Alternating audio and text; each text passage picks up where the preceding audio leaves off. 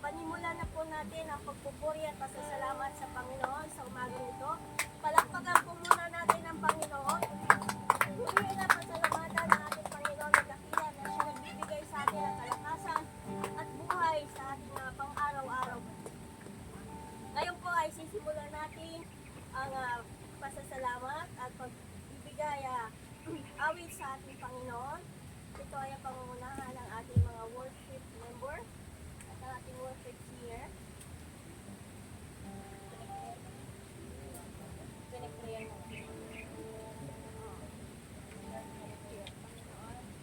Nga po ang mga nagpapasalamat sa God sa araw na ito na pinagdaloon ng ako ang salamat sa pagpinag Panginoon, sa kalakasan sa God, na patuloy na pinagdaloon sa amin, sa pagiging Panginoon na patuloy na pinaparami. Lord, sa oras nga po ito, Panginoon, dalangin po namin na naway sa bahay ng nga po kami, Ama, sa gawain ito, naway sa isip ng nga po kami, naging banal na Espiritu, Panginoon. Lalo nga po sa amin ang inyong presensya sa oras na ito, Lord God. Samahan niyo nga po kami, Ama, sa aming pagpupuri at gagawin pagpapasalamat sa inyo, Panginoon. Hallelujah. Saan niyo nga po, Ama, ang aming mga puso at isipang, Panginoon. Bigyan niyo nga po kami, Ama, ng tamang isipan, Panginoon, upang maisabuhay po namin ang aming maririnig, Panginoon, ng mga salita at magagaling po sa inyong good word, Lord God. Ito po ang aming panalangin, Panginoon, sa pangalan po ng dahilan ng aking salamat sa Diyos. Ngayon naman ay dumako tayo sa ikalawa, pag-aawit o pagpupuri sa ating Panginoon. Pangunahan po ito ng ating mga worship members po. Yun po, handa po natin ating mga sarili, ating mga puso para umawi sa Panginoon. Sabi nga po sa Proverbs 18:10, praise the Lord, is a strong tower. The righteous will run and they will be saved. So yung pangalan ni Jesus ay matibay na muhog.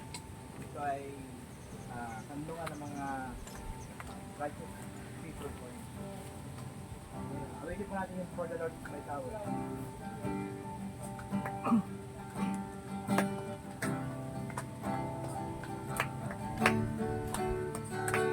For the Lord is my tower, and He gives me the power to tear down the works of the enemy. With the biblical power, He will crush the devourer, and with the power of darkness, underneath my feet. For the Lord is my tower, for the Lord is my tower, and He gives me the power to tear down the works of the enemy. With a biblical power, He will crush the devourer, and take the powers of darkness underneath my feet. Blessed be the name of the Lord. Blessed be the name of the Lord. Blessed be the name of the Lord, oh Most High. Blessed be the name of the Lord. Blessed be the name of the Lord. Blessed be the name of the Lord, oh Most High. The name of the Lord. A strong tower, the righteous run into, they are saved. The name of the Lord. The name of the Lord is a strong tower, the righteous run into, and they are saved. Blessed be the name of the Lord. Blessed be the name of the Lord. Blessed be the name of the Lord, oh Most High. Blessed be the name of the Lord. Blessed be the name of the Lord. Blessed be the name of the Lord, oh Most High. The name of the Lord. The name of the Lord is a strong tower. The righteous run into, and they are saved.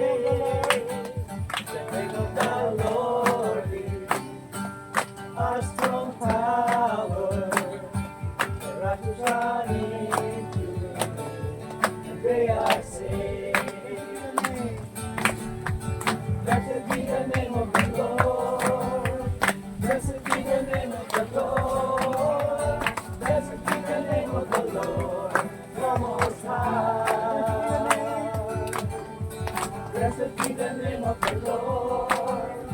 Blessed be the name of the Lord. Blessed be the name of the Lord. The Most High. Jesus is the name of the Lord. Jesus is the name of the Lord. Jesus is the name of the Lord. The Most High. Jesus is the name of the Lord. Jesus is the name of the Lord. Jesus is the name of the Lord. Oh, Most High. For the Lord is my power. The Lord is my power. And He gives me the power to tear down the works of the enemy. With a beautiful power, we will crush the devourer. And with the powers of darkness, there is mighty. For the Lord is my power. For the Lord is my power. And He gives me the power to tear down the works of the enemy. With a beautiful power, we will crush the devourer. And in the power of darkness, underneath my feet. And in the power of darkness, in the power of darkness, underneath my feet. In the power of darkness, in the power of darkness, underneath my feet.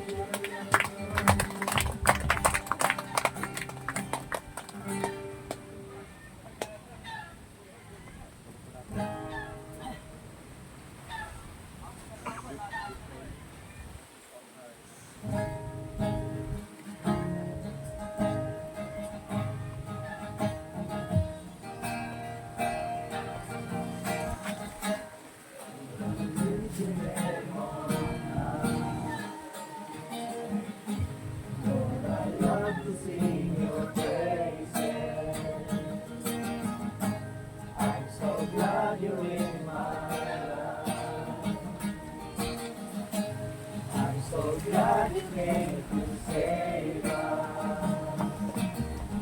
You came from heaven to earth to show the way from the earth to the cross. My death to pay from the cross to the grave, from the grave to the sky. Lord, I lift your name on high.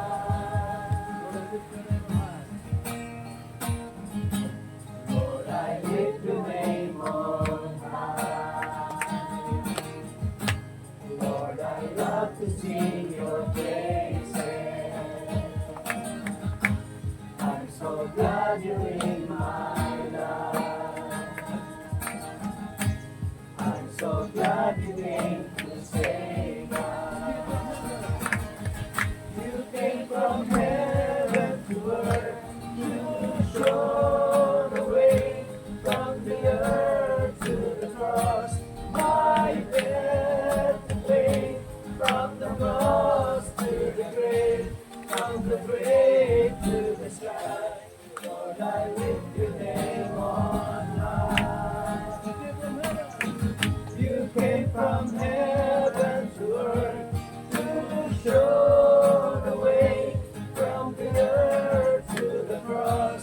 My death to pay from the cross to the grave, from the grave to the sky. Lord, I lift your name on high. You came from heaven to earth to show the way from the earth to the cross. My death to pay from the cross to the grave, from the grave to the sky. Lord, I lift your name on high. You came from heaven to earth to show the way from the earth to the cross. My death to pay from the cross to the grave,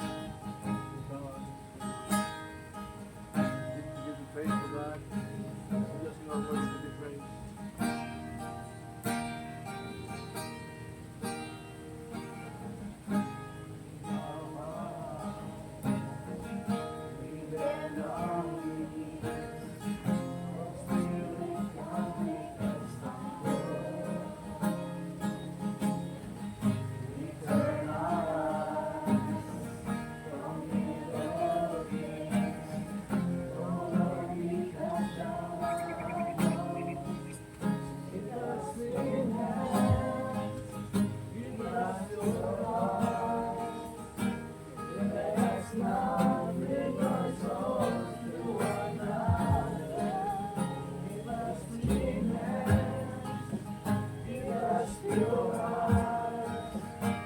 Let us not live our souls to another.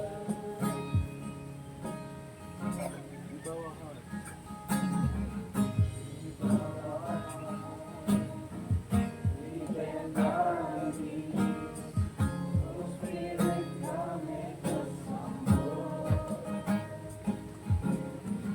We turn our eyes from evil things. Oh Lord, we cast down our idols.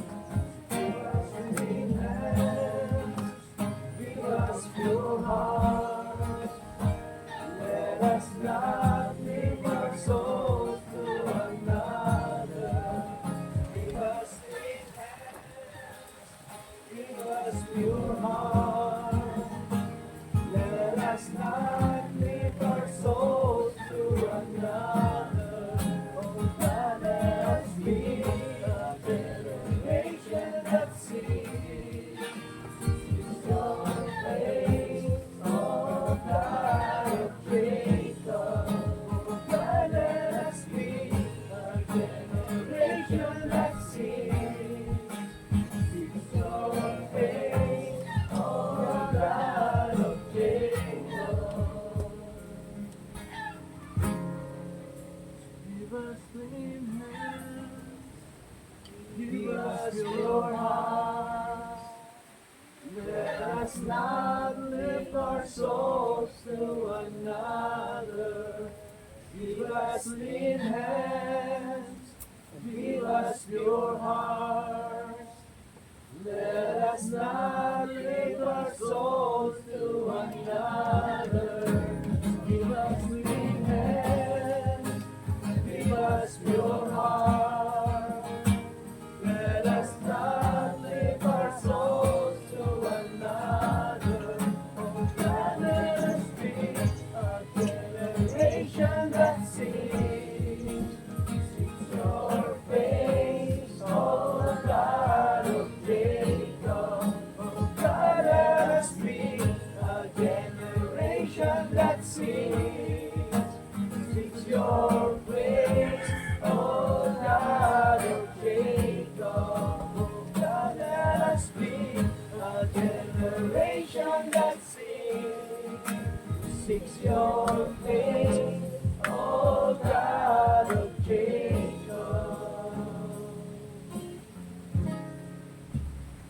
God, let us be a generation that seeks your face, oh God of Jacob.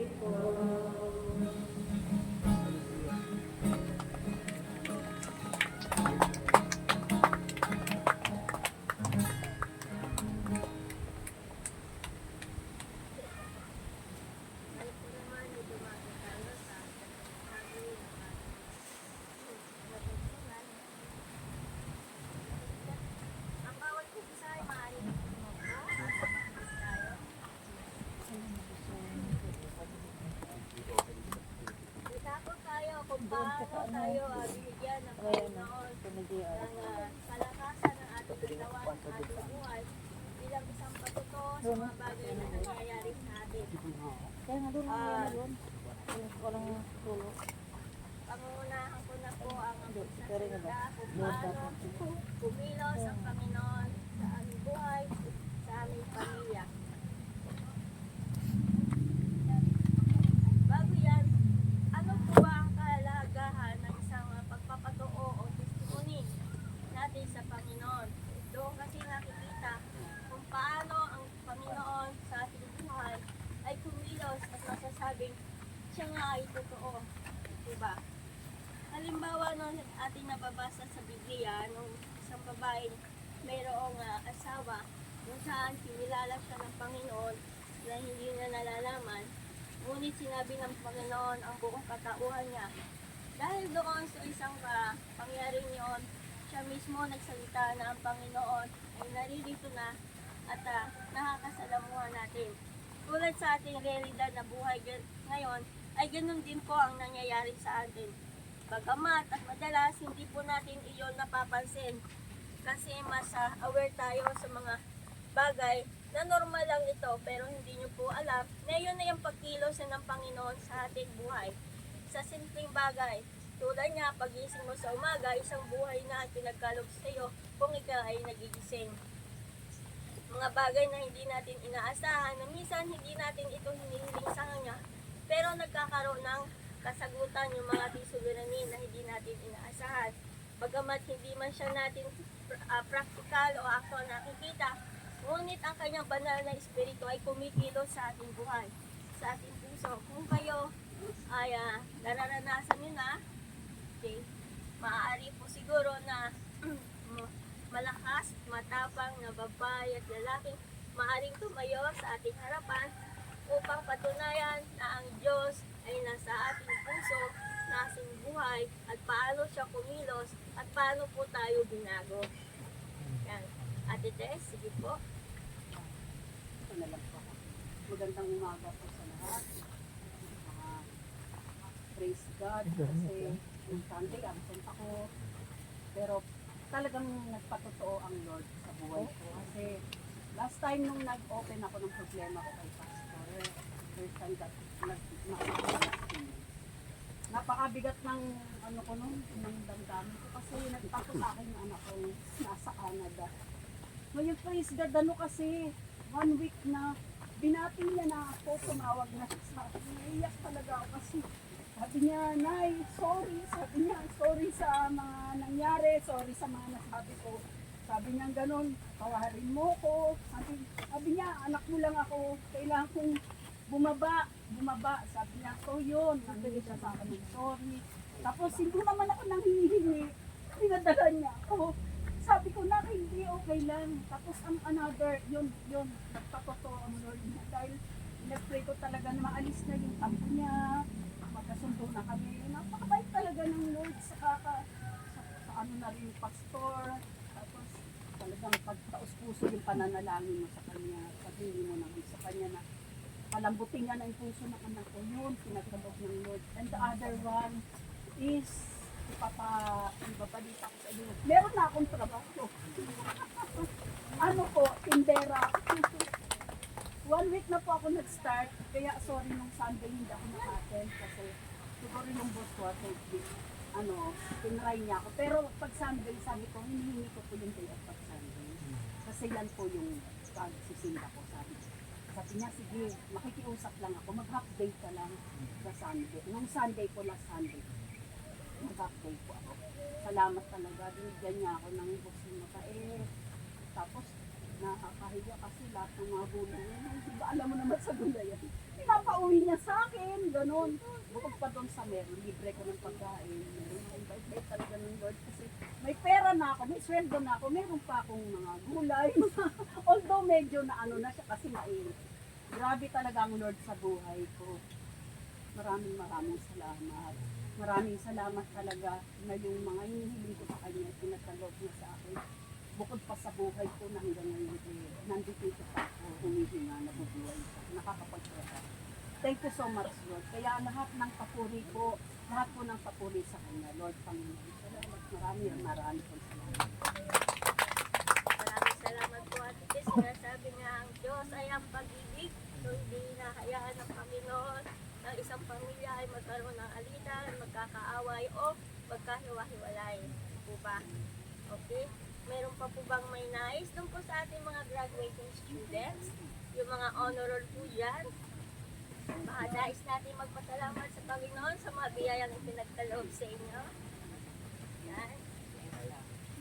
Ate Ice? Si Ice na yun. Si Ate Ice po ay isang graduate ng senior high with honor. With high honor. With honor. Sige po. Gusto ko lang po pasalamatan si Lord sa buhay ko dahil binibigyan po ko na pamilya na ganito kaya hindi man po siya. Dahil di man po perfect family Lord. Pero binigyan niya ako ng tatay na andyan po lagi na nagsusupport sa akin Lord. Nag-thank you po kasi kahit marami na po kami pagsubok hindi niya kami pinapabayaan. Yun nga po yung mga kinikwento ni Daddy, papatotoo sa buhay ko. And nagpapasalamat din po ako sa kahit sobrang nahihirapan po ako sa pag-aaral ko kasi yun nga po, pag-graduate na nga po marami po akong kailangan gawin. Nagpapasalamat po ako kasi tinutulungan niya po ako, hindi niya po ako pinapabayaan na mas stuck na lang po dun sa, sa problema po na yun. Tapos yung pinangahawakan ko nga po na verse yung First Peter 5 verse 7 po na cast all your anxieties on Him because He cares for you. Ayun yung po lagi pinangahawakan ko na tuwing maggagawa po ako ng mga assignments ko ganyan. Hindi ko na lang po masyadong nag-dwell doon kasi alam ko nandiyan po si Lord para tulungan ako. And nag-thank you ako kasi kahit hindi man po ganun yung kaya kong gawin na like mga classmates ko po na sobrang taas ko pero nag-thank you pa rin ako kasi kahit ganun po yung nakayanan ko pasok pa rin po ako sa online. And nagpapasalamat po kay na Daddy kasi sobrang hirap po ng buhay namin na pag-aral niya po kaya niya po gawin yung bigay po ng mga kailangan namin lalo po sa family niya po and thank you po sa lahat sa pagmamahal niya Lord sa pamilya ko po. Yun lang po. Ano nga ba ang pagsubok at problema dumadating kapag dinudulog po natin sa Panginoon? Ang Panginoon ay kikilos upang masugutan o matugunan yung mga pangangailangan po natin. Minsan kahit hindi natin dinadalangin ang Panginoon po, ay kusang kumikilos sa mga taong tapat po, naglilingkod sa kanila. Yung mga paghihirap po natin, maling taon, 2 taon, 5 taon, ngunit sa susunod na taon, maniniwala po kayo ang Panginoon, di po nagpapabaya. Ang Panginoon ay kikilos sa inyong buhay. Di ba? Pag iyan po ay pinagpala tayo, sabi nga ay sunod-sunod na po yan. Kung tulad na ipiniliwanag ni Pastor sa atin, ang pagtatanim, ang paghihintay ng bunga ay hindi ura-urada. Kundi mag-aantay tayo ng oras at panahon bago natin anihin ang bunga na ating tinanim. Mayroon pa po, Kuya Dave. Kuya Dave. Si Kuya Dave po ay graduating ngayon, pero isa po ito sa mga pinagpapala ng Panginoon. Lahat po yan sinasalihan. Consistent honor student. Na Kuya Dave, pasalamatan natin ang Panginoon sa mga medals na nare-receive mo taon-taon. Mga parangal na nananalo tayo sa mga contest. Di ba?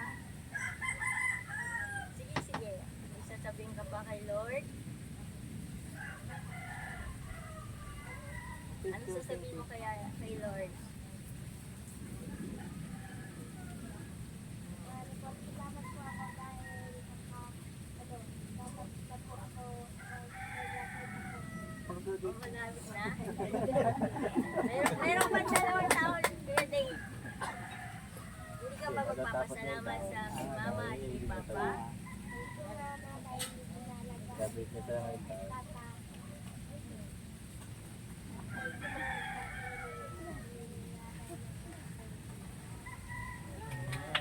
Maraming salamat po. Okay. Sa murang edad po, naunawaan niya kung ano ating mga gawain. Magandang exercise po yun sa paglaki ng bata. Upang sa ganon, unti-unti po nadidevelop niya at paniniwala sa ating Panginoon. So, mayroon pa po ba maaaring magano? Testimony? Ate Tess? Si Ate Grace. Si Ate Grace po ang ngayon lang natin nakasama. No? Isa din po siya Christian, anak po siya ni Ate Tess. Si Ate Grace ay isang constant honor student din. Ayan. Meron ka bang gustong sabihin? Or pasasalamat sa ating Panginoon? Pinapasalamatan ko po si Lord kasi po kahit ganun times po na gumagawa po ako sa kanya, pinapagod po ako. Nagpapasalamat po ako kasi nagagawa ko pa rin po naman lahat ang nagawa ko po. Nagagawa ko po sa pagiging sa kanya. Hindi nakakapagod tayo sa nagpapasalamat po ako kay mama kasi po mag-isa na lang po akong pinapalaki ay na nasa-sustain na rin po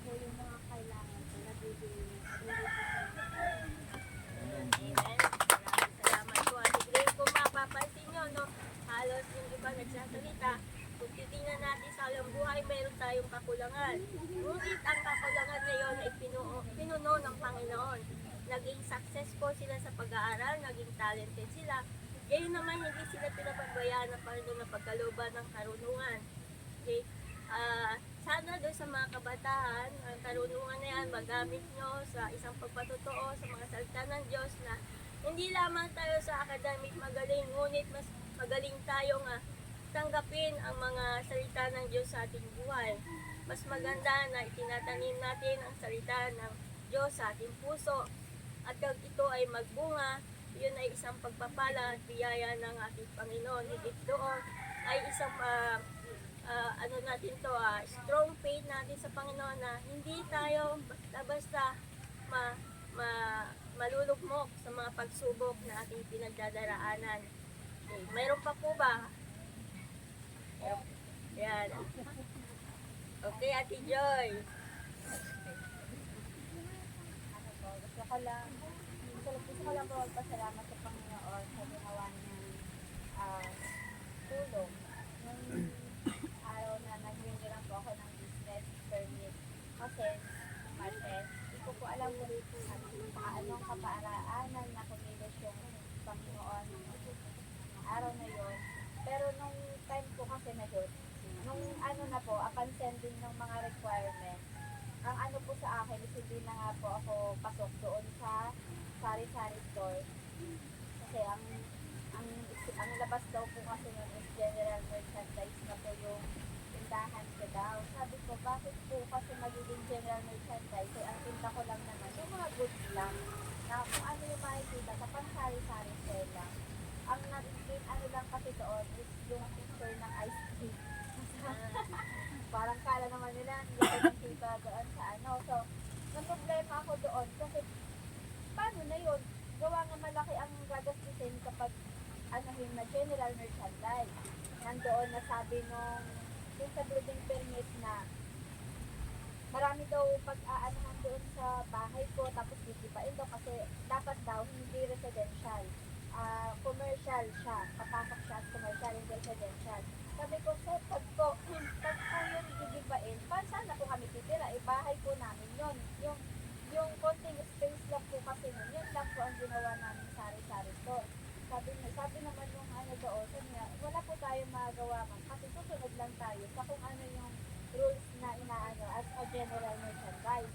Tapos bumalik naman po ako doon sa doon sa kumbaga pinag-aanuhan ko sa sari-sari store. Sabi ko, ma'am, ano pong gagawin ko? Kasi sabi ko doon is daw siya as general merchandise, hindi na daw sa sari-sari store.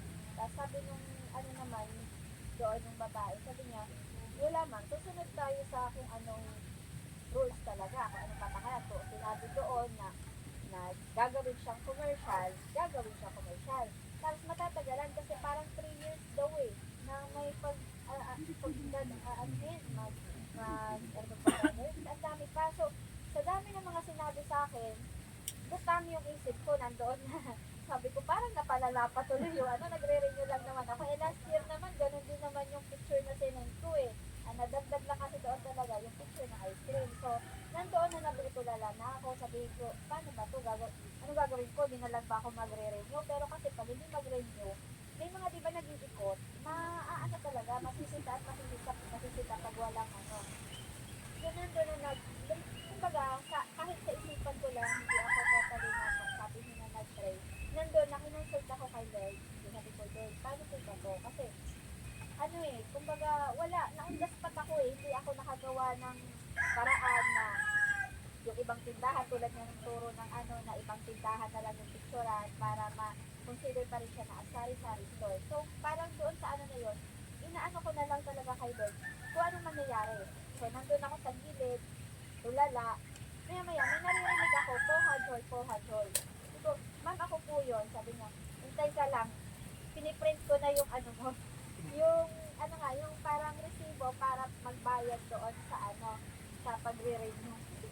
Sabi sa akin yung babae kanina, hindi na daw parang mapipending ako, hindi ako makakapag-renew ng time na yon.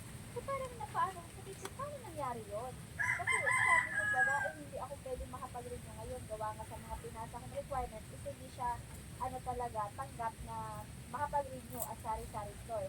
Kailangan pa umano as doon sa sa magiging general merchandise. Yun daw yung ipapasok ng requirement. So parang hindi na kailangan sa tulong na bigay mo. So pala sa na yan, hindi mo lubos maisip kung paano nangyari di ba? Kasi base nga doon sa mga sinabi nila is hindi nga daw ako makakapag-rin. Kaya yung time talaga po niya is talagang kay Lord. Todo pasalamat kasi na yung problema ko kung paano makapag-rin sa taong ito. Kaya praise God talaga. Meron ka Ate Joy. Ano, napakahirap po siya kumuha ng mga diba? Pabalik-balik po. Ayan, ang dami mga binabayangan. Lalo po ngayon, mas tumaas po. So, salamat sa Panginoon na hindi tayo po pinapabayaan.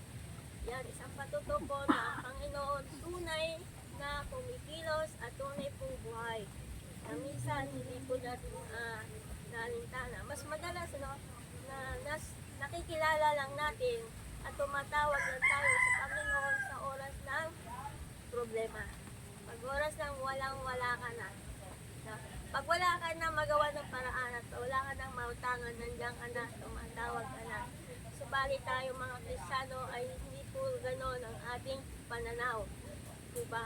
Ano man, mas maganda yung time to time, kasi nga ay marunong tayong panalangin.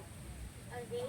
Isipin na natin ang Panginoon, lagi natin kasama. Mas maganda po siya ang kakwentuhan po, kaysa doon sa ibang makakwentuhan natin na puro negative ang iba.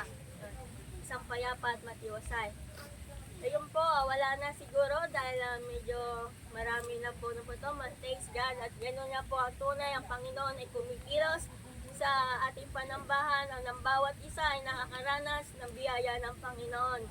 Kaya sa aking manalangin tayo. Panginoon, tunay ngang ikaw ay isang mapagpala at himala, Panginoon, sa iyong kapangyarihan ay iyong naparanas sa ating mga kapatid kung saan tunay na lagi kang niriyan sa kanyang tabi at hindi mo sila pinapabayaan. Gayunpaman, Panginoon, ang lahat na rito ay dinadalangin ko na ang bawat isa magkaroon ng kapayapaan sa kanilang isipan at sa kanilang puso. Gayon rin naman, Ama, dinadalangin ko ang kagalingan ng bawat isa na nakaranas ng iba't iba o anuman nararamdaman na karamdaman sa katawan, Panginoon. Ipuin nyo sa sandaling oras na iyon na pinagpalang kamay ng iyong kagalingan, Panginoon, na alisin mo ito, na huwag mong hayaang manatili sa mga katawan nila upang sa gayon maging malakas sila at patuloy na maglilingkod sa inyo at patuloy na magsasalita ng katotohanan sa iyong mga gawa, sa iyong mga nilikha at sa iyong papurihan, Panginoon, na tunay na ikaw ay buhay at makapangyarihan sa lahat kung saan ang tao'y iisa lang ang dinadalangin ang makasama ka sa buhay na walang hanggan. Kaya marami pong salamat, Panginoon. Yan ang aming biyaya na pinagpala sa inyo. At sa pagtitipong ito, Panginoon, pupurihin ka at pasasalamat sa ngalan po yan ng Jesus. Amen.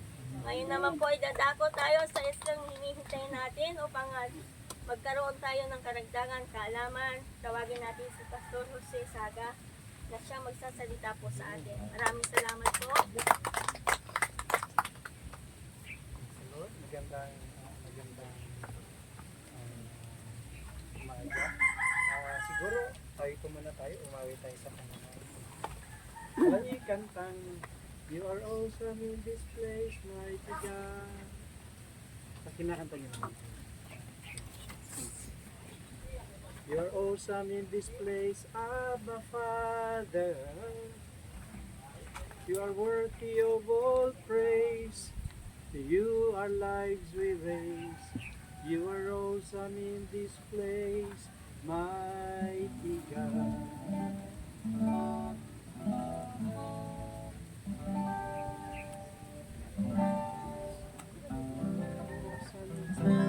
You are awesome in this place, mighty God. You are awesome in this place, Abba Father. You are worthy of all praise. To you our lives we raise. You are awesome in this place, mighty God. Once again, you are awesome in this place, mighty God. You are awesome. You are awesome in this place, Abba Father. You are worthy of all praise. To you our lives we raise. You are awesome in this place, mighty God. For the last time. You are awesome in this place, mighty God. You are awesome in this place, Abba Father. You are worthy of all praise. To you our lives we raise. You are awesome in this place, mighty God. You are awesome in this place, mighty God. Yeah, palapakan natin. Praise God.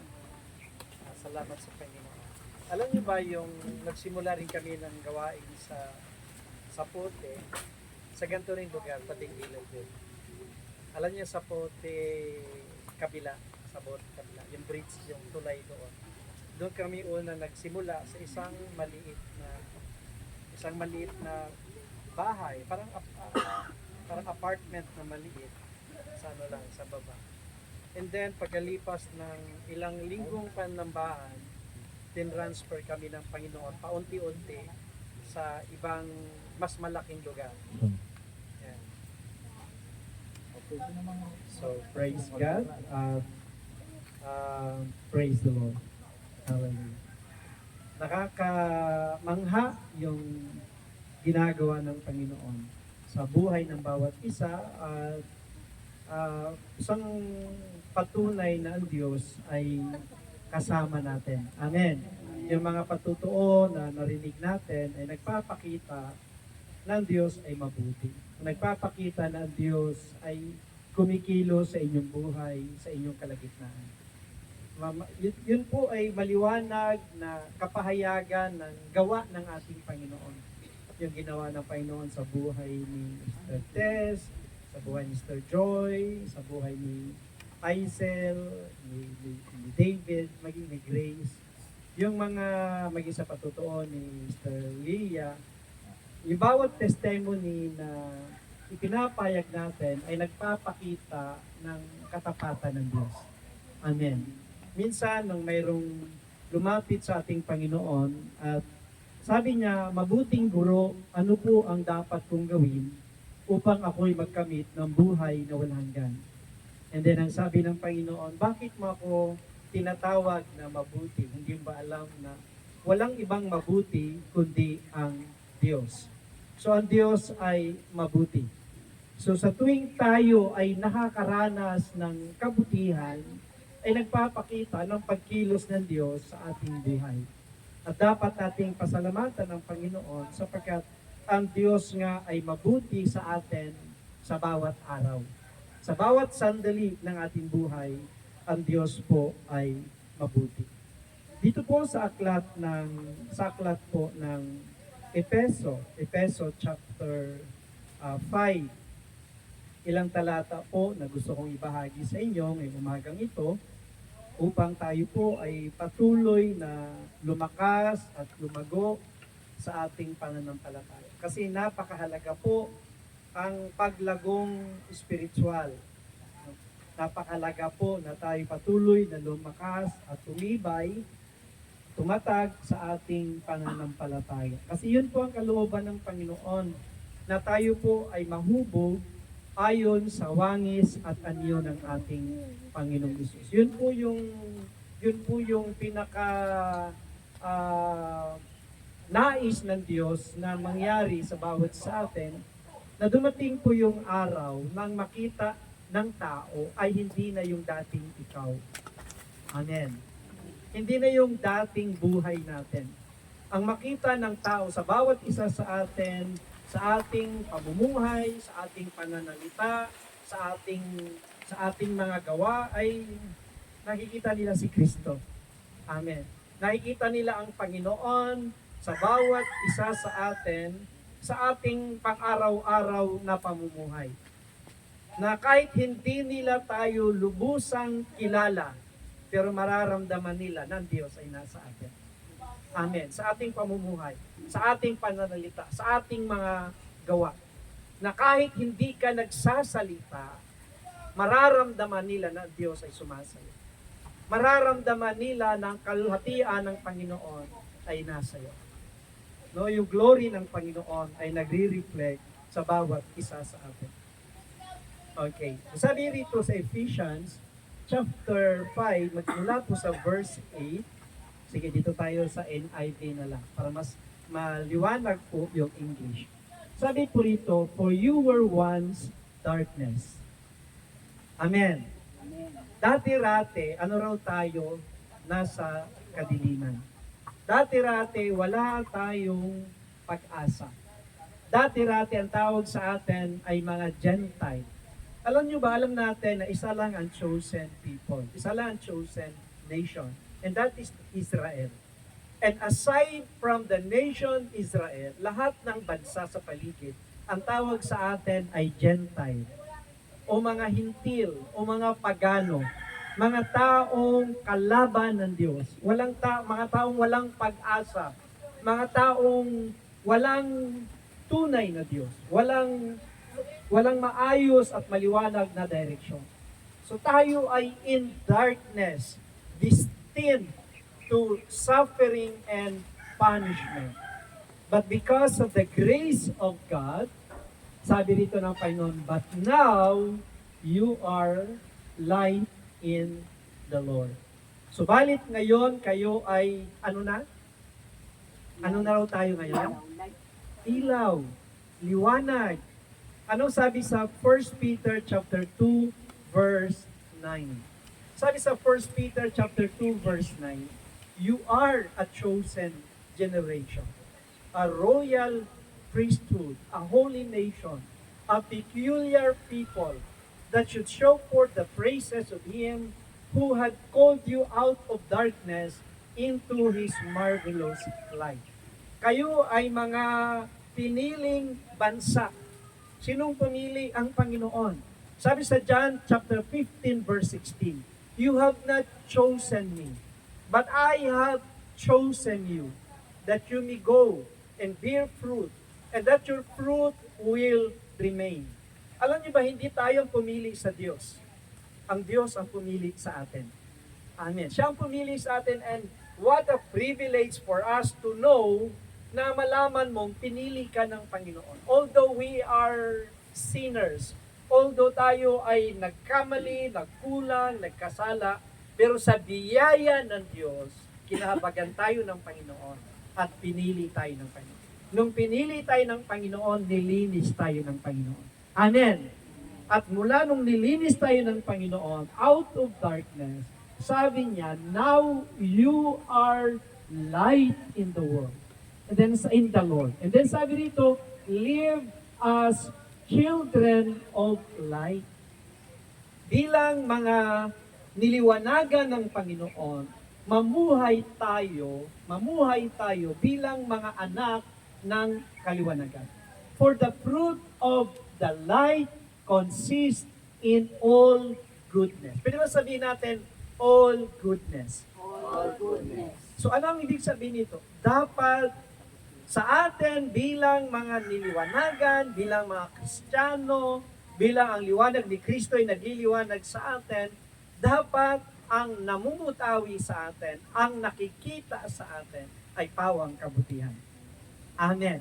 Sa ating isip, sa ating pananalita, sa ating gawa, dapat pawang kabutihan ang nakikita sa atin. Although yes, sometimes maaaring magkamali tayo, but in our heart, we don't want, ayaw natin na tayo ay nagkukulang sa Panginoon, ayaw natin na tayo nagkakasala sa Panginoon.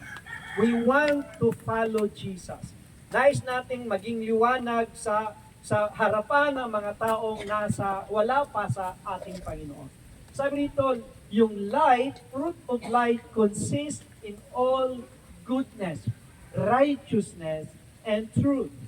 And in verse 10, and find out what pleases the Lord. Makita natin kung ano ba yung nagbibigay kaluguran sa Diyos. Alam nyo ba, yung mga tao na wala pa sa Panginoon, most of them are self-centered. Amen.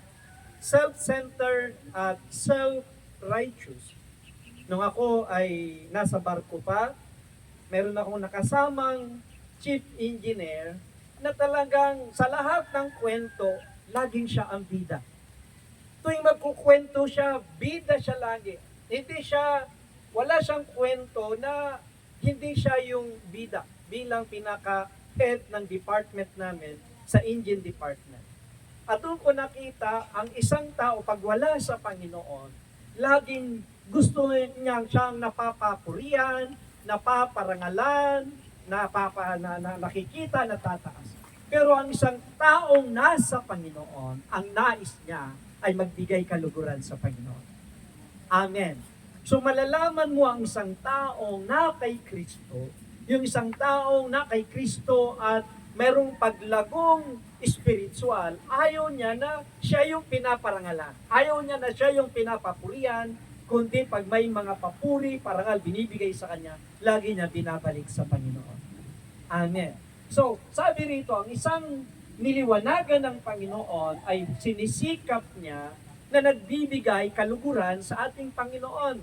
No? Kaya minsan, kapag may mga taong nagsasabing salamat yung sinasabi ko, salamat sa Panginoon. Because I cannot do it without the Lord in my life. Salamat sa Diyos. Every time na mayroong mag-appreciate sa'yo, magpapasalamat sa'yo, ibato mo yung pasasalamat nila sa Panginoon. You can say welcome. Minsan madalas kapag meron akong sa text, may nagsasabi, salamat po pastor. Then sinasabi ko, welcome, but then thanks be to God. Salamat sa Diyos. Because it is God. Ang Diyos ang dahilan kung bakit araw-araw nakakagawa tayo ng mabuti. Dahil ang Diyos ay mabuti sa atin. Amen. The reason why tayo ay patuloy na nakakapanalangin, nakakasamba, nakakapagbasa ng Biblia, nakakapagtrabaho, because God is good to us. Amen. Mabuti ang Diyos sa atin. Kasi kung hindi mabuti ang Diyos sa iyo, maring wala kang panahon magbasa ng Biblia. Kung hindi mabuti ang Diyos sa iyo, maring hindi ka makapagtrabaho, hindi ka makapaghanap buhay. But because God is good to us, araw-araw, gumagawa siya sa ating buhay. Amen. Gumagawa siya ng kaparaanan, ng himala sa ating buhay, sa ating pamilya. And then sabi dito sa verse 11, have nothing to do with the fruitless deeds of darkness. Huwag tayong magkaroon ng partisipasyon sa anumang bunga ng kadiliman, but rather expose them. And then sabi sa verse 12, for it is shameful even to mention what the disobedient do in secret. Alam ba, yung mga taong wala sa Panginoon, walang takot sa Diyos. Hindi sila naiyang banggitin kahit yung mga masasamang bagay, yung mga maruruming bagay. Pero yung mga taong niliwanagan ng Panginoon, yung pagbanggit malang dito ay nakakahiya, hindi po ba? Kasi ikaw ay niliwanagan ka na ng Panginoon. Ikaw ay pinalaya na ng Panginoon, ikaw ay pinagaling na ng Panginoon, ikaw ay nilinis na ng Panginoon. At madalas natin itong naririnig sa mga taong walang takot sa Diyos. They are not afraid or ashamed na mag-mention ng mga evil words, mga bad words, mga maruruming pananalita. Hindi sila nahihiya, no? And then sabi rito, but everything exposed by the light becomes visible. Lahat ng bagay na nalalantad sa magitan ng liwanag ay nagiging liwanag, nakikita.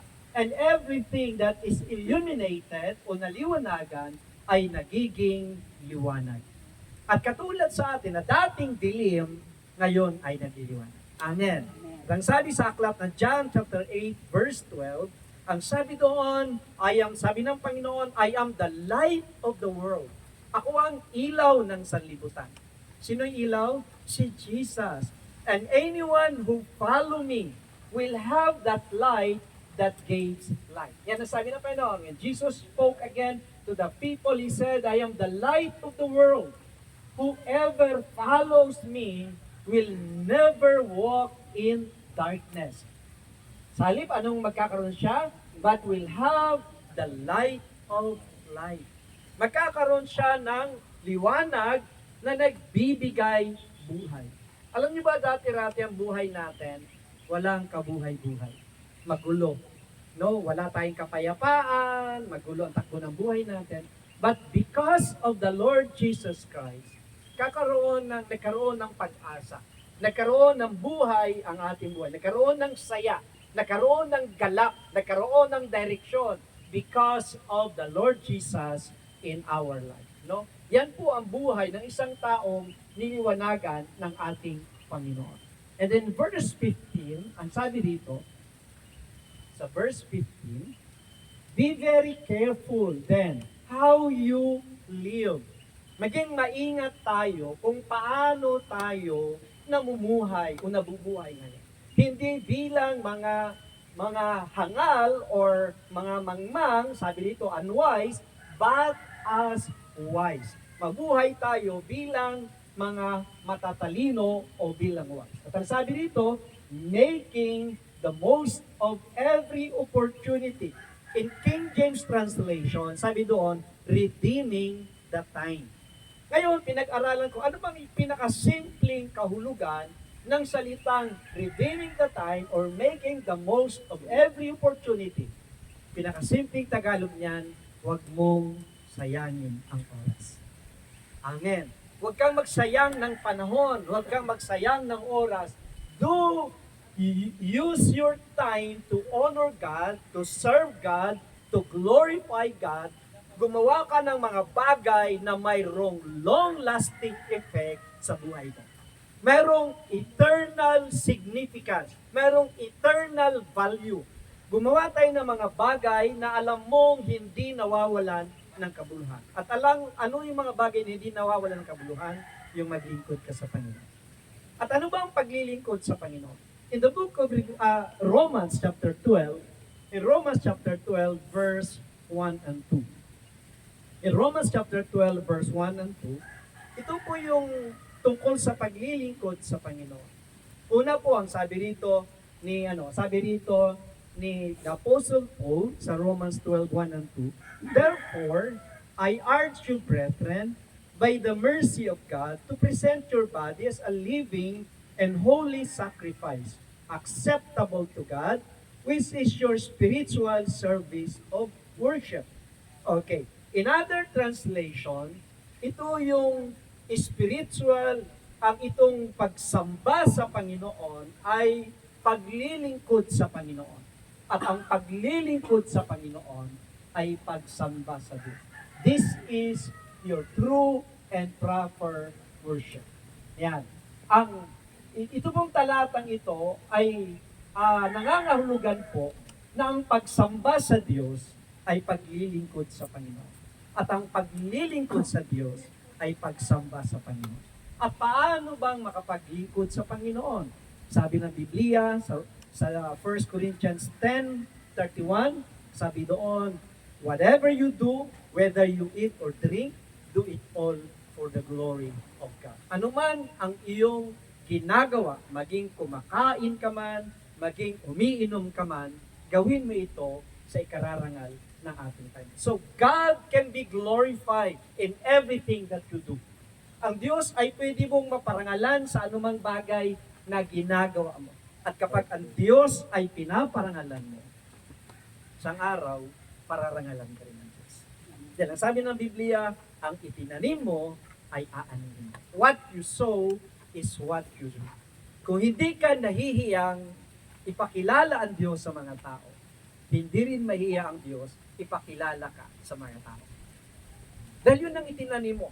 Kung itinataas mo ang Panginoon sa harapan ng mga tao, isang araw, itataas ka rin ng Panginoon sa harapan ng mga tao. Because that's what the Bible says. Kung ano yung ginawa mo, yun din ang gagawin sa'yo.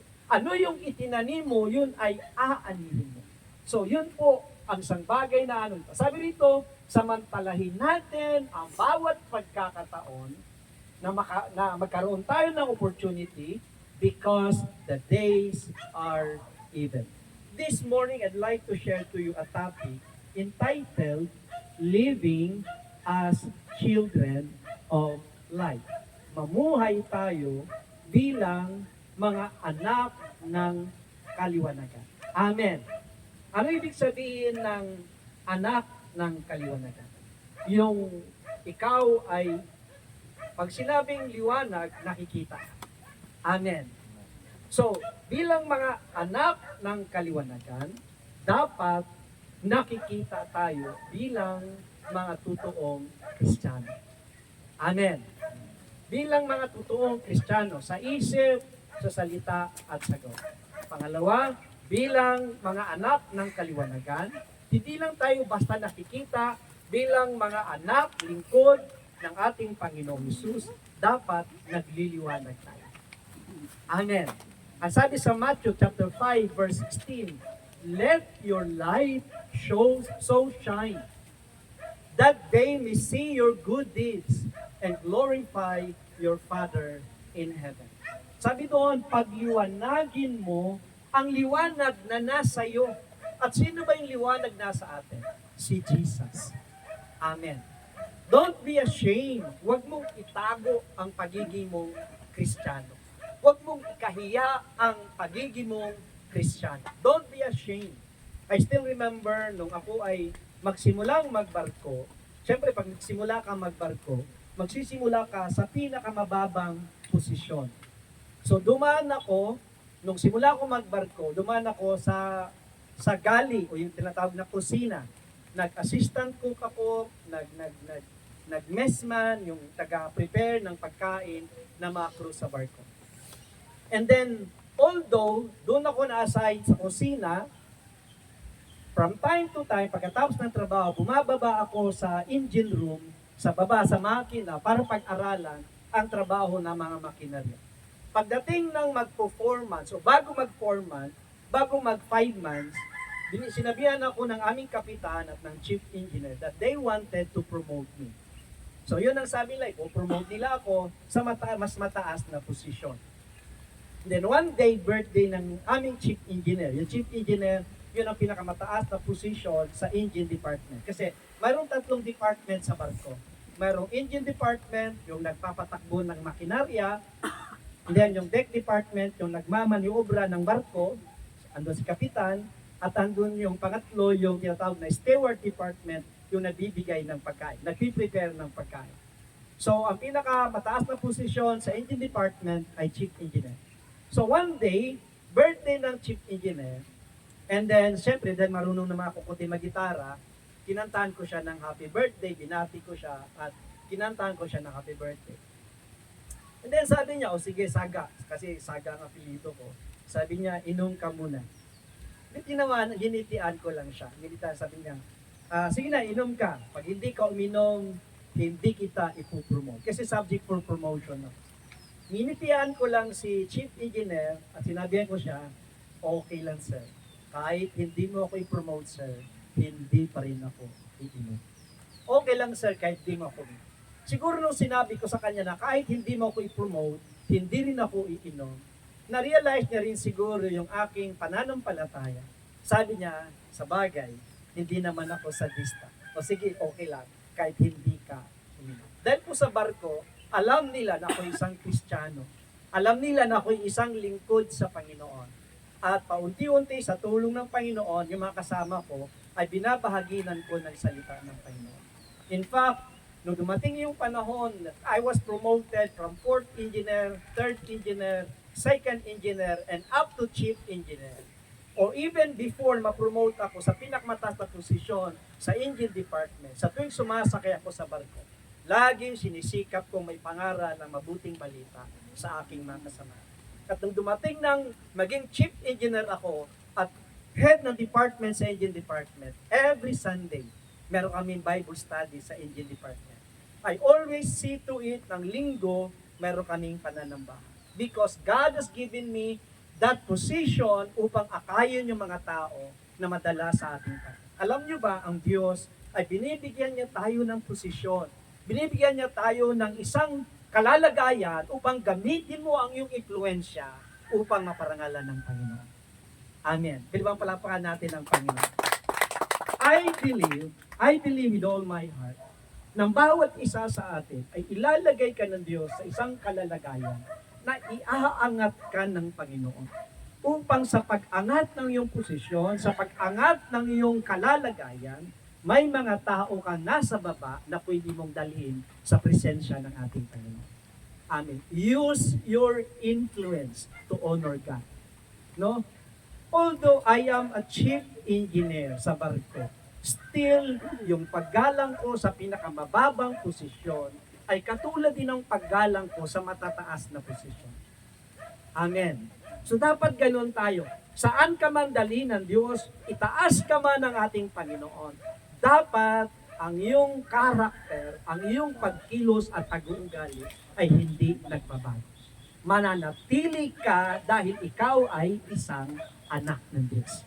Amen. Maaring napakataas na ng posisyon mo, maaring pinagpala ka ng Panginoon, umangat ka sa buhay, pero dapat hindi mabago ang katotohanan.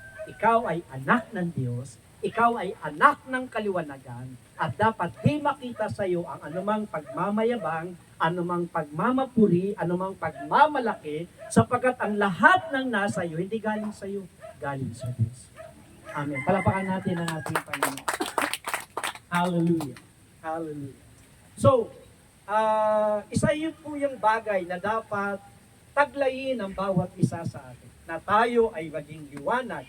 Alam nyo ba, di ba sabi ng Panginoon kay Peter, sa unang alagad ng Panginoon sa Bible, kay Peter, kay Andrew, magkapatid si Peter at si Andrew, si John at si James ay magkapatid.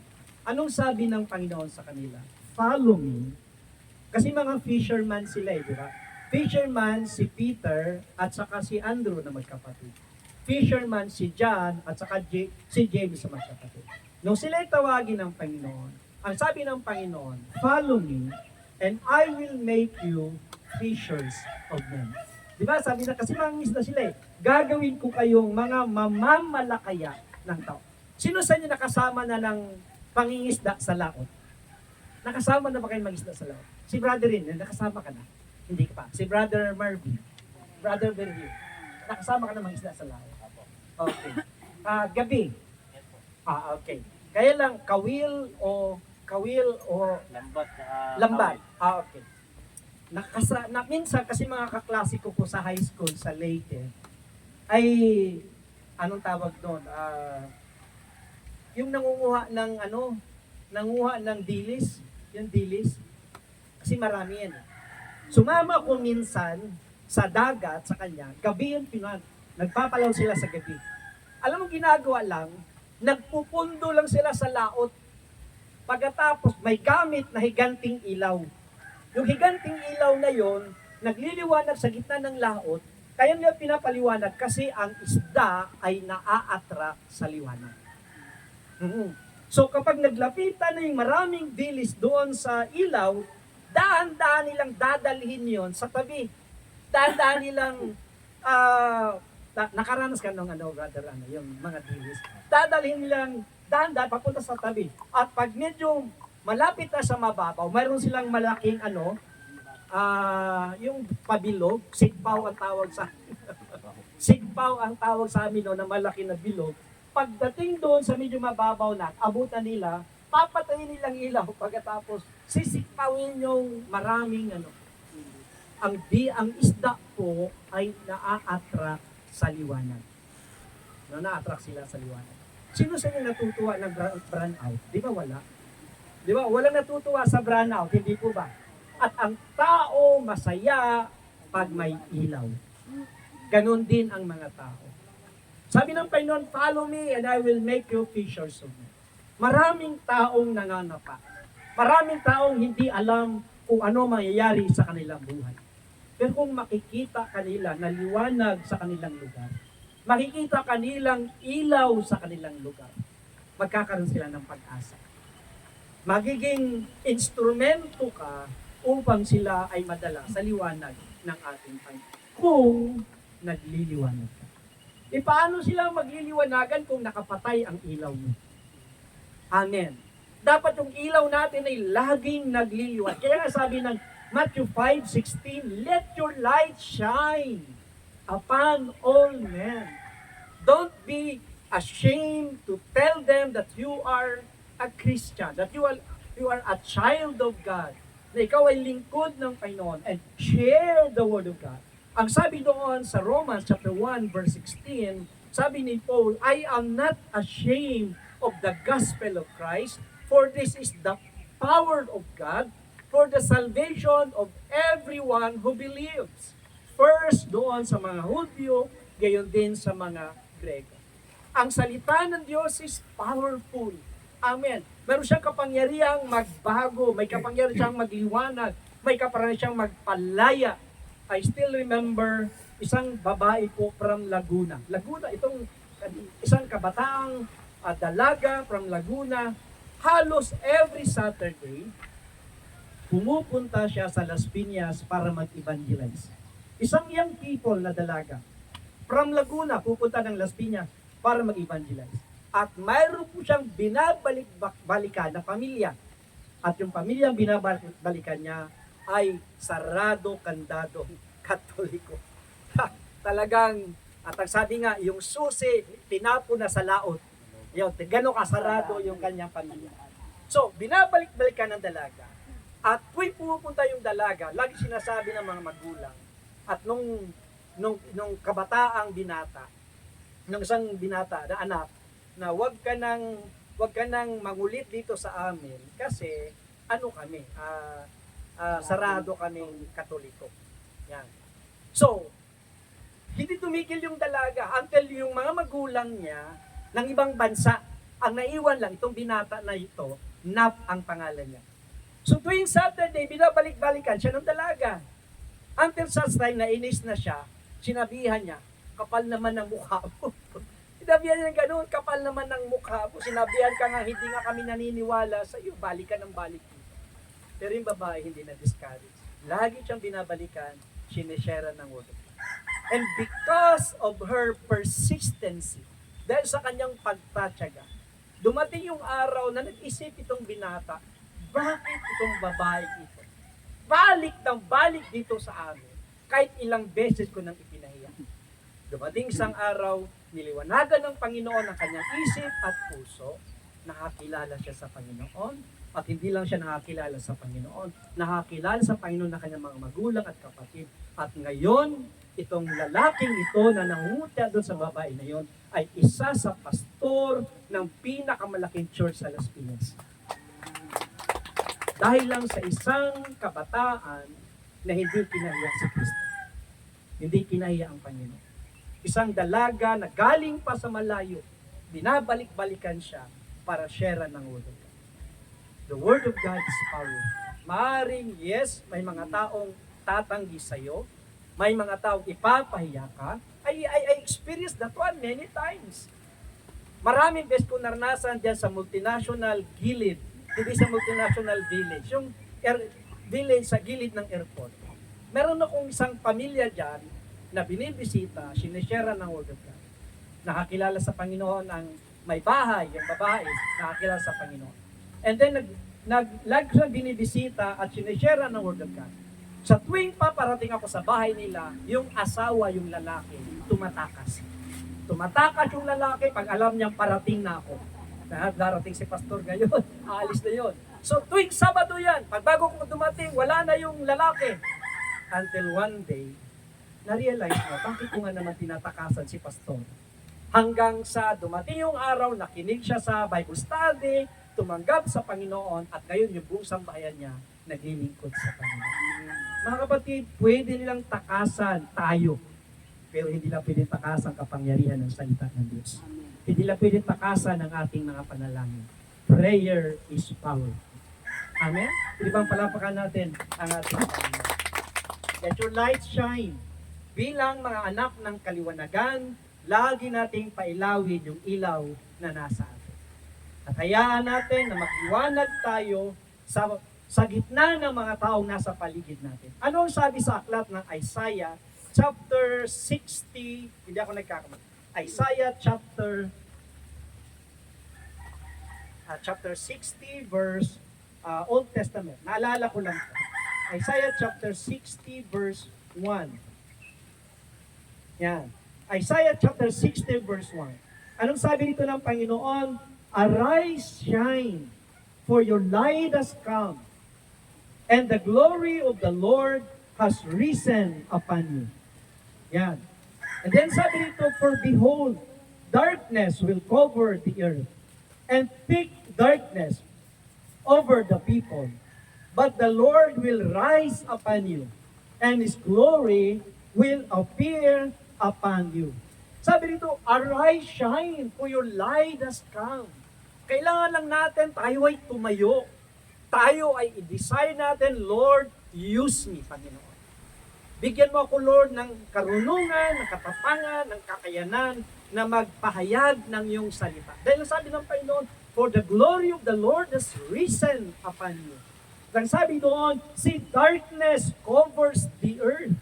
Ang kadiliman ay nakabalot sa buong salibutan. And that darkness symbolizes sin. Alam niyo ba ang kasalanan ay laganap sa mundo? At hindi lang sa mundo laganap, kundi sabi doon, and thick darkness, makapal na dilim, ay nakabalot sa mga tao.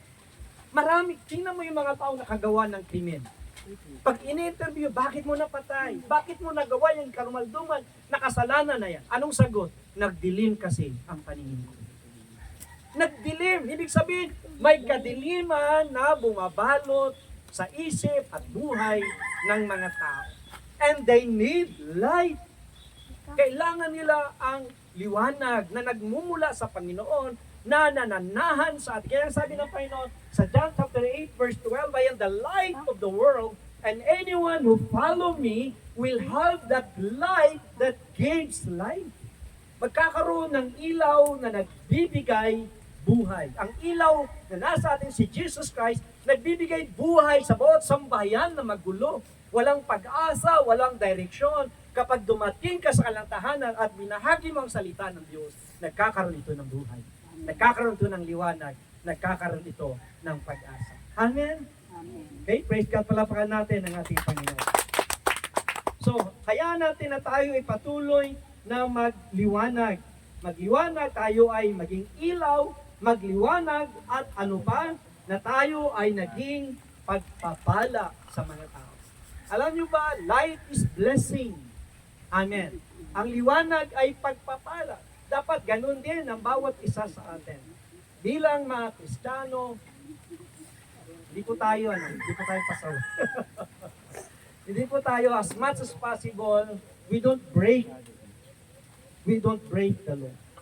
Alam nyo ba, di ba minsan, I don't know, dapat ang isang Kristiyano ay hanggat sa abot na, kaya natutuwa ko sa inyo kasi you abide, katulad ng pag-ano ng mga permit.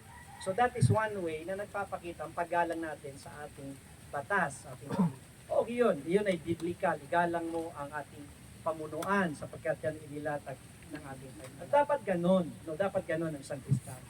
Sumusunod tayo sa batas. Halimbawa, stoplight.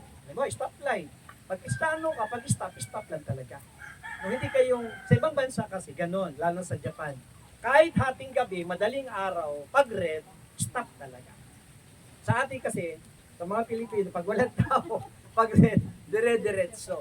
No, dapat hindi gano'n. So, we need to follow kung ano yung sinasabi ng batas. Kasi ang batas ay inordain niya ng ating God. Amen. So tayo ay magliwanag at maging pagpapala. Alam niyo ba, nakakita kayo ng lighthouse? Alam niyo ba yung lighthouse? Anong tawag sa lighthouse? Parola. Yan, parola. Ang lighthouse po ay napakahalaga. Ano ang purpose niya? Para magbigay ng gabay sa mga barkong dumadaan sa laot. Kasi po, pag wala yung lighthouse na yon, maaring yung barko ay masadsad sa mababaw. So yun po ang ano niya, direction po siya na nagpapakita na, oh, diyan sa area na yan, maaaring may mababaw dyan para hindi masadsad ang barko. So ganun din ang bawat sa atin. Dapat tayo ay nagiging blessing, pagpapala sa mga tao upang ang mga tao ay magkaroon ng direksyon sa buhay. Amen. Nagbibigay tayo ng direksyon, nagiging pagpapala tayo para sa mga tao. Amen. So, sabi ng Biblia, sa binasa natin kanina sa Ephesians chapter 5, ano raw ang bunga ng liwanag? Ang bunga ng liwanag ay kabutihan. So dapat sikapin natin sa abot nating makakaya, tayo ay laging nakakagawa ng kabutihan. Naalala ko yung sinabi ni Paul sa Galatia. Sa Galatia chapter 6. Sa Galatians chapter 6. Yan. Galatians chapter 6. Magmula sa verse 9. Yan, verse 9. Galatians chapter 6, verse 9. Sabi rito sa Galatians chapter 6, verse 9, let us not lose heart in doing good. Huwag tayong magsawang gumawa ng mabuti. Huwag tayong magsawang gumawa ng mabuti. For in due time, sa takdang panahon, we will reap. Tayo ay mag-aani if we do not grow well. Ano raw mangyari sa atin? Tayo ay aani kung hindi tayo mapapagod sa pagtatanim, sa paggawa ng mabuti. And then sa verse 10, so then, while we have opportunity, let us do good to all people, and especially to those who are of the household of faith. Sabi doon, lalo't higit, kapag mayroon tayong oportunidad, gumawa tayo ng mabuti higit sa lahat sa mga anak ng Diyos. Amen. Gumawa ka ng mabuti sa lahat ng uri ng tao, lalo't higit sa sambahayan ng Panginoon. Amen. Sa mga kapwa mo, mga Kristiyano, lalo't higit, gumawa ka ng mabuti. Why? Kasi anak ng Diyos yan eh. Amen. Amen. Yan, sabi rito. So then, while we have opportunity, let us do good to all people, and especially to those who are of the household of faith. Lalo tigit sa sambahayan ng ating Panginoon. Minsan, my wife, naiintindihan ko yung wife ko, nag-worry siya kasi syempre, ay 3 times a week, nag-undergo ako ng dialysis. And in fact, lumabas kami kagabi about midnight na. Minsan lumalabas kami madaling araw, then after that, pagka-umaga, gawain ng Panginoon. So nag-worry siguro siya, inaakala niya na I'm weak. But the Lord's strength is always in me. Ano? The Lord, kaya nga sinasabi ko, the Lord is my strength and my refuge and a very present help in times of trouble. And not only that, of course, pagkatapos ng gawain dito, pagkatapos ng gawain sa Laspi, doon sa Sapote, may gawain pa akong pupuntahan sa Moonwalk. In fact, pagkatapos nito, may gawain akong pupuntahan doon sa Moonwalk. And then, inano nila na hindi naman siya local church ng church natin. Sabi ko sa kanila, it doesn't matter. Sila ay mga anak ng Diyos na nangangailangan ng salita ng Diyos, nangangailangan ng kapahayagan ng Panginoon. And they wanted me to share the Word of God, and the Lord is giving me strength. At ayaw kong tanggihan yung kanilang pakiusap sapagkat sila ay mga anak din ng Diyos. Hindi mahalaga sa akin kung saang church sila nasasako. Ang mahalaga sa akin, magampanan ko ang gawain pinagkatiwala sa akin ng Panginoon, ang ipangaral ng salita ng Diyos. Hindi naman palapakan natin ang ating Panginoon. Sapagkat si Lord naman nagbibigay sa atin ng kakayanan. Si Lord ang nagbibigay sa atin ng lakas. Si Lord ang Diyos na mabuti sa buhay natin. Sabi nga ng Biblia, pinagkatiwalaan ng maliit na bagay ay hahanapan din ng Panginoon. Tayo ay God has gifted us with a lot of gifts at gamitin natin ito for the glory of God. Amen. Amen. Alam nyo ba, minsan, ang tulog ko lang ay 4 hours, minsan 3 hours. And then trabaho ko sa office 14 hours. From 7 o'clock until 9 o'clock ng gabi. And then bibiyahe ko pa uwi sa amin, mga 1 hour pa uwi sa amin dahil sa traffic.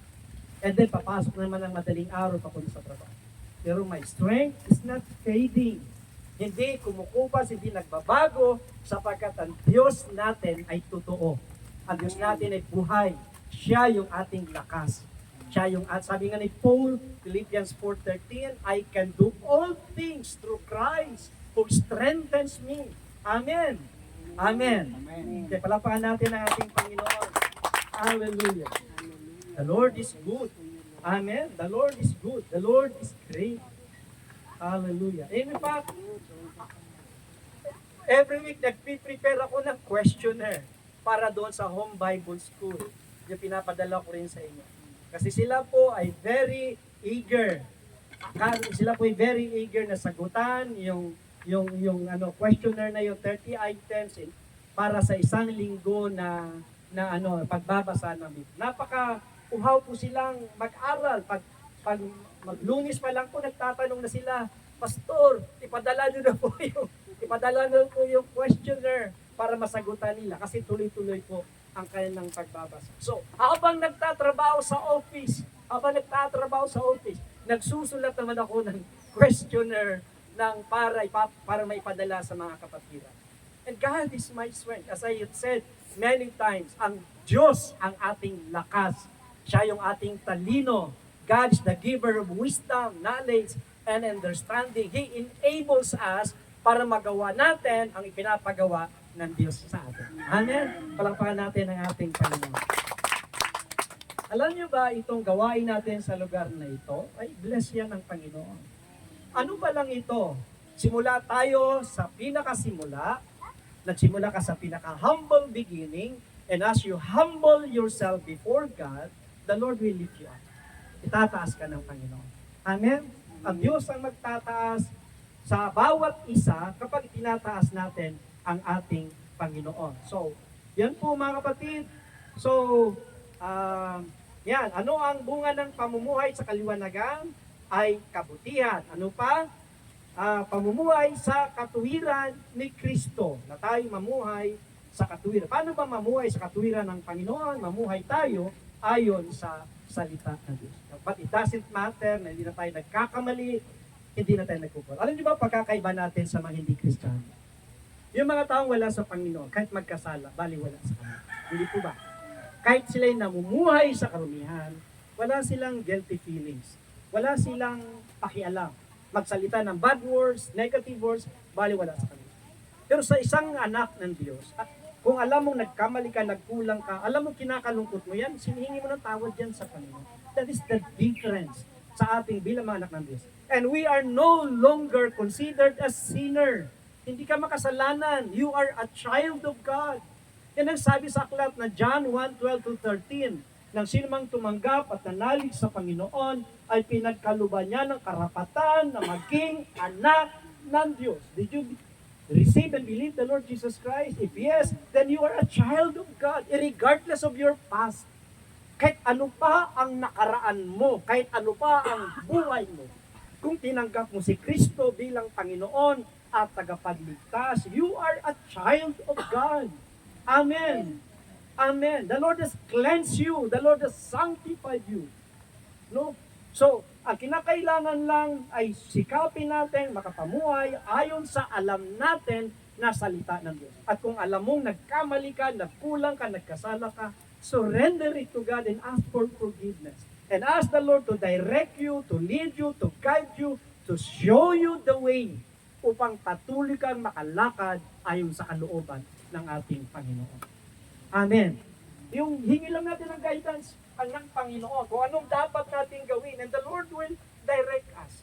Sino ba si Rahab? Si Rahab sa Old Testament, isang patutot sa Jericho. Isang prostitute ng Jericho. Pero kinabagan siya ng Panginoon dahil nagpakita siya ng kabutihan sa mga spy ng Israel. And because of that, God saved her. At hindi lang siyang niligtas ng Panginoon, pati na ang kanyang buong pamilya. Iniligtas sila ng Panginoon. At hindi lamang yun, mga kapatid.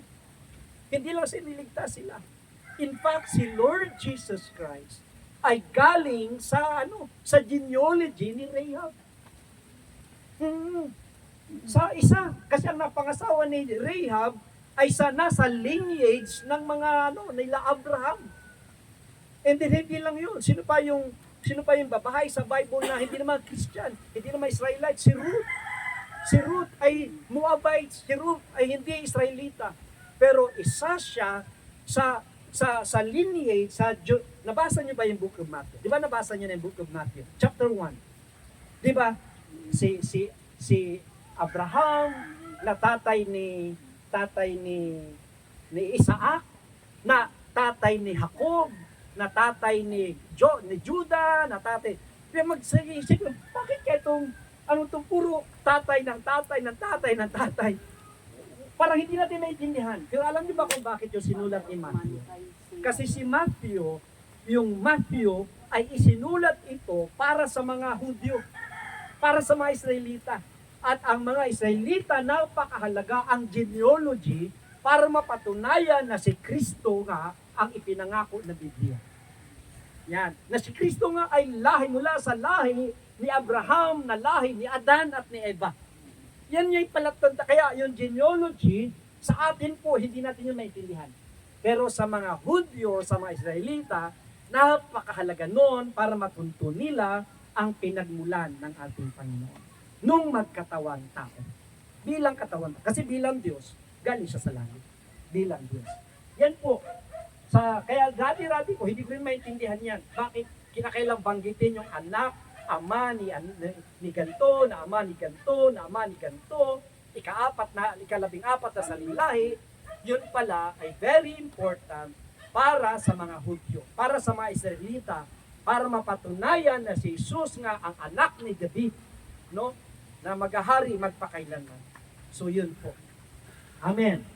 So, yun mga kapatid, at ang sabi rito, ano ang bunga ng pamumuhay sa kaliwanagan? Lahat ng uri ng kabutihan, pamumuhay sa katuwiran ni Kristo, at pagsasalita ng katotohanan. Ano yung ibig sabihin ng pagsasalita ng katotohanan? Yung hanggat maaari, hindi ko po sinasabing perfect na tayo. Pero sa abot nating makakaya, pag may napag-usapan tayo, gawin natin. Amen. Halimbawa, mayroon kayo kausap, kita tayo sa ganitong lugar, alauna. And then, dumating ka 3:00 nang walang valid reason. Not unless may emergency. Halimbawa, text ka na kasi may cellphone naman tayo eh. No? Pasensya ka na sis, kasi ganito may kunti problema, may kunti emergency. So, in advance, ipaliwanag mo. Pero yung walang valid reason, sa usapan nyo, di ka dumating ng tamang oras, may kinalaman yun sa honesty and integrity. So kung ano yung napag-usapan, sa abot ng makakaya natin, gawin natin. Amen. At kung hindi, pero alam mo ba, hanggat maaari lang turo ng Biblia, hanggat maaari, huwag kang mangako. Huwag kang mangako. Ano na lang, o kaya kung, halimbawa, mayroon kang ipapagawa sa'yo, iano mo, kung lulubin ng Panginoon, darating ako. O gagawin ko. Huwag mo sasabihin na, sige, sa sunod linggo, gagawin ko lahat yan. Gagawin ko to, gagawin ko. Kasi hindi nga natin alam yung mangyari sa araw ng bukas. Diba? Yan ang sabi ng Biblia, huwag mong ipagmalaki yung araw ng bukas. Kasi Diyos lang nakakaalam. Magplano, okay lang. Kasi sabi sa Proverbs 16:9 o 16:3, sabi ng Biblia, nasa tao ang pagpaplano, subalit nasa Diyos ang pagpapatupad. Okay lang magplano. Pero yung sisiguraduhin mo, yung mga gagawin mo sa mga darating na araw, huwag. Kung lulubin ng Panginoon. Kung lulubin ng Panginoon, ito yung gagawin ko, ito yung gagawin natin, magplano tayo, okay lang. But do not be sure na ito yung gagawin mo. Plano, okay lang. Amen. Amen. So, kung lulubin ng Panginoon, darating kami dyan. Brad, yan. So, yun po mga kapatid. Okay, ano yung dapat nating gawin? What to do? What we need to do?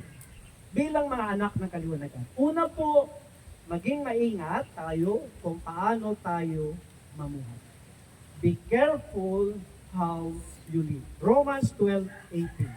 Maging maingat tayo kung paano tayo dapat mamuhay. Di ba doon sa 1 Peter 2:9, sabi doon, tayo raw ay mga peculiar people. Ano ibig sabihin ng peculiar people? Mga katangi-tanging tao. Yung pansinin. Hindi nyo lang alam, maaaring hindi kayo pinapansin ng kapitbahay nyo, kamag-anak nyo, pero binabantay nyo.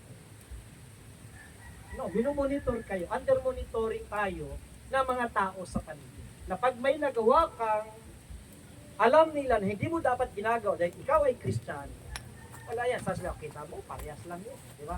Kita mo, walang pinagkaiba yan sa atin. So, dapat maging maingat tayo kung paano tayo mamuhay bilang mga anak ng kaliwanag. Yan ang sabi sa Romans chapter 12, verse 18. Sabi sa Romans 12:18, kaya ito. Yan, 12:18. If possible, so far as it depends on you, be at peace with all men. Hanggat maaari, hanggat kaya, mamuhay tayong payapa kasama yung mga tao sa paligid natin. Amen. Yun, ibig sabihin, hindi naman ibig sabihin sa, anuhan natin sila, layuan. Kasi kung lalayuan natin sila, paano pa sila makakilala sa Panginoon? Amen. Dati nung ako'y bagong Kristiyano, nilayuan ko yung mga barkada ko. Ang lagi ko nilang kasama, mga Kristiyano na. Pero yun pala mali. Siguro sa umpisa okay lang, para hindi ako matangay nila. Pero bilang mga anak ng Diyos at anak ng kaliwanagan, di ba mas kailangan nila tayo? Di ba? Mas kailangan nila tayo upang sila ay madala natin sa ating Panginoon. Kaya lang, maging maingat tayo. No, maging maingat tayo. Na patuloy lang makita na tayo ay anak ng kaliwanagan. Pangalawa po, na dapat natin gawin, after ng be careful how you live sa ating pananalita, sa ating pagkilos, sa ating pag-ugali. Pangalawa po, live as wise men and women of God. Mamuhay tayo bilang mga matatalinong lalaki at babae ng Diyos. Sabi sa aklat ng Matthew 7:24 and 25. Matthew 7:24 and 25. Naalala niyo yung aral ng Panginoon tungkol sa wise builders, yung nagtayo ng bahay sa batuhan, di ba? Na may nagtayo ng bahay sa batuhan at dumating ang hangin, ang ulan, ang baha, hindi siya nagiba, di ba? Kasi ang nagtayo, tinayo niya ang kanyang bahay saan? Saan niya tinayo ang kanyang bahay? Sa bato. Doon niya tinayo sa bato. At ang bato na yun ay si Jesus. And then yung hangal naman, nagtayo din ng bahay sa buhanginan.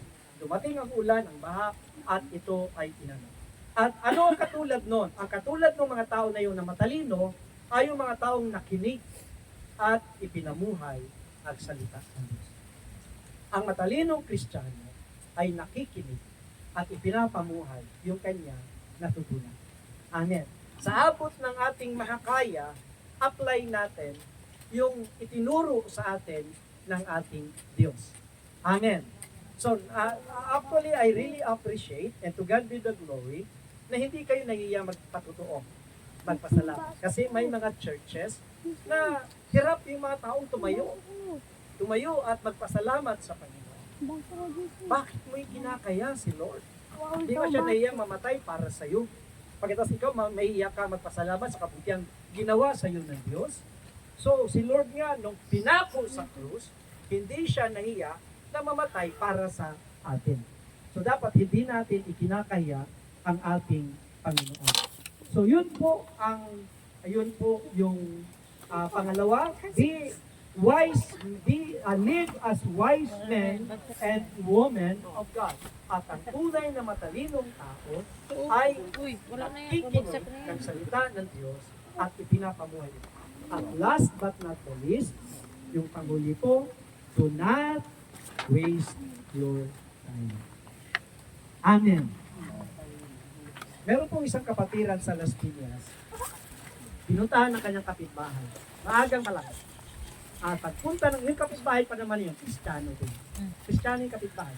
Kaya lang yung kapitbahay na yun na Kristiyano, mahilig sa chismis. Mahilig sa chismis. Ngayon, aga-aga pa lang, nagdala na ng chismis doon sa manggagawa ng church. Then, pag nung maramdaman ng kapatiran na chismis ang dala, alam mo sabi niya, halika sister, sunugin nga natin yung basura.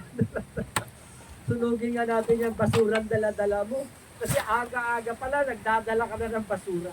Sunugin natin yan. So, dapat, siguro kung mayroon mo tayong chismis, yung kabutihan ni Lord. Amen. Kabutihan ng Panginoon, ikwento natin ng Diyos natin. Katulad nito, dapat ulan, pero si Lord binigyan tayo ng hangin, sariwang hangin at init, sapagat ang Diyos natin ay mabuti. Palapakan natin ang ating bilang mga anak ng kaliwanagan, dapat ito'y nakikita sa ating pamumuhay na tayo ay nagliliwanag, na tayo ay nagiging pagpapala sa marami. At huwag tayong maghinawang gumawa ng mabuti. Huwag tayong maghinayang gumawa ng mabuti sa ating kapwa. Mananampalataya man o hindi mananampalataya. Sapagkat ang Diyos, katulad nito, ang hangin. Sino bang nakakaranas ng hangin? Mga banal na. Mga matutuwid lang bang nakakaranas ng hangin? Di ba hindi? Di ba lahat ng tao? Kasi sabi ng Biblia, ang Diyos ay mabuti kahit sa mga masasamang tao. Ang Diyos ay mabuti kahit sa mga makasalanan. Sapagkat nais ng Diyos nakita nila, madama nila, na ang Diyos ay nagbibigay pag-asa sa mga tao nito. Ang Diyos ay mabuti sa lahat. Binibigay niya ang bawat isa ng pagkakatao manumbalik sa ating Panginoon. So kung ang Diyos ay mabuti at siya nananahan sa atin, dapat ganoon din tayo. Ang bawat pagkakataon na magagawa natin, na makagawa ng mabuti, samantalahin natin. Huwag nating sasayangin ang panahon sa sama ng loob. Ang panahon sa galit, ang panahon sa hinanakit, no? Sa puot, huwag nating sayangin na yung panahon na nagngingit-ngit ka sa isang tao, no? Dapat mabuhay tayong masaya. Amen. Ang iksilan ng buhay natin, sasayangin mo lang sa ngit-ngit, sama ng loob, puot, tampo, galit. Enjoy life, no? Enjoy mo yung life na binigay sa iyo ng Panginoon. Yung mga tao nagdadala sa iyo ng perwisyo, ng sakit ng loob, bigay mo yan sa Panginoon. Amen. Bakit mo pinapasan yung hindi mo dapat pinapasan? Pag may pasanin at bigating dumating sa iyo, kanina na kinote ni Aisel, yung 1 Peter 5:7, sabi doon, cast all of your cares or anxiety upon Him, for He cares for you. Huwag mong pasanin. Ang buhay sa mundo ay katulad sa isang paglalakbay patungo sa eternity. At mahirap maglakbay nang marami kang pasan-pasan. Amen. Kahit gaano kaliit yan, pag mayroon kang bitbit, mahirap. Lahat ng pasanin mo, financial, material, physical, spiritual, bigay mo sa Panginoon because He cares for us. At siya yung ating Ama na mapagmahal. Mahalaga sa Kanya. Kung ang mga ibon ay pinapahalagahan ng Diyos, ano pa kaya ang bawat isa sa atin? Palampakan natin ang Diyos. Tayo po manalangin, aming Diyos Ama, banal at makapangyarihan sa lahat. Nagpapasalamat kami sa inyo pagkat ikaw ay mabuti, pagkat ikaw ay tapat at takila, kahanga-hanga ang limaga. Sinasamba ka namin at pinupuri sapagkat napakabuti mo sa bawat isa. Pinatunayan mo ito ng maraming beses sa maraming pagkakataon at patuloy ka pang gagawa ng kabutihan sa kalagitnaan ng iyong mga anak sa lugar na ito, sa gawain sa lugar nito. Hayaan niyo po ng aming mga puso ay patuloy na mapuspos ng iyong pag-ibig, ng iyong biyaya, ng iyong kabutihan, ng iyong kagandahang loob. Patuloy kang manahan sa lugar nito. Pagpalain mo ang dakong ito at ang lugar na ito, Panginoon, ng South Spring. At ang bawat tahanan ng iyong mga anak, ang kapayapaan mo ay patuloy na maghari sa kalantakan. Patuloy mo silang puspusin ng iyong biyaya. Ang kalatian mo, Panginoon, pumuno sa kanilang buong sampay. Pagpalain mo ka namang hanap buhay, trabaho, pinagkakakitaan. Hayaan niyo po, Diyos, na magkaroon ng promotion to those who are worthy of promotion, Lord God. Hayaan niyo na patuloy mong palaguin ang kanilang hanap buhay, trabaho, at pinagkakakitaan. Ikaw pong magbukas ng pintuan ng oportunidad for them, Lord, upang patuloy na lumago, umunlad, spiritually, materially, physically, financial. Pagpalain mo ang aming mga estudyante, ang kanilang mga anak na nag-aaral, puspusin mo sila ng katalinuhan, karunungan, kaalaman na nagmumula sa inyo. Hayaan niyo po ang bawat isa ay patuloy na magliwanag sa liwanag ni Kristo na nagbibigay buhay. Purihin ka, Ama, sa pangalan ni Jesus. Amen. Amen. Palapakan natin ang Diyos. At po, nakalimutan natin kanina. So, isisilip po natin ngayon ang pagbibigay po ng ating mga po.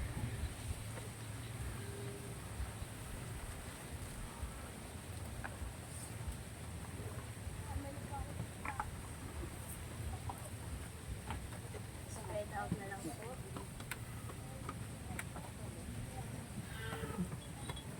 Pangungunahan po tayo ni Sister Karen. Ayun po, check po sa inyo ang verse na 2 Corinthians 9:7. Ang bawat isa ay magbigay ayon sa pasya ng kanyang puso. Huwag mabigat sa loob, napipilitan lamang, sapagkat iniibig ng Diyos ang nagbibigay ng masaya. So tayo, maligit o malaki man, it doesn't matter kasi ang Diyos, tumitingin sa puso natin kung ano yung tapat sa atin na magbigay. So, yun po. Taas po natin ang ating hasog at tayo po yung salamat. Lord God, maraming salamat po sa araw-araw po sa pagtubay ng pangangailangan natin. Kalakasan po ito. Maraming salamat po. Lord, sa Panginoon, sinasabi natin sa inyo ang aming Panginoon, Panginoon. Kasi po ito, Panginoon, galuin para ang bawat isa na nagbibigay sa inyo, magamit po sa inyong tahanan, Panginoon. Maraming sa kabutihan niyo, Panginoon.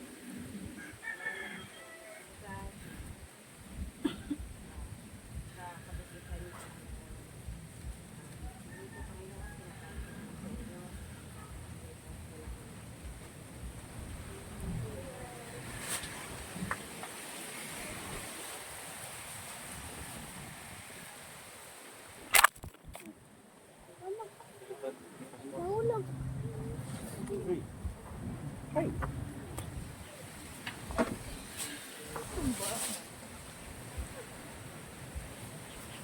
Okay lang yan.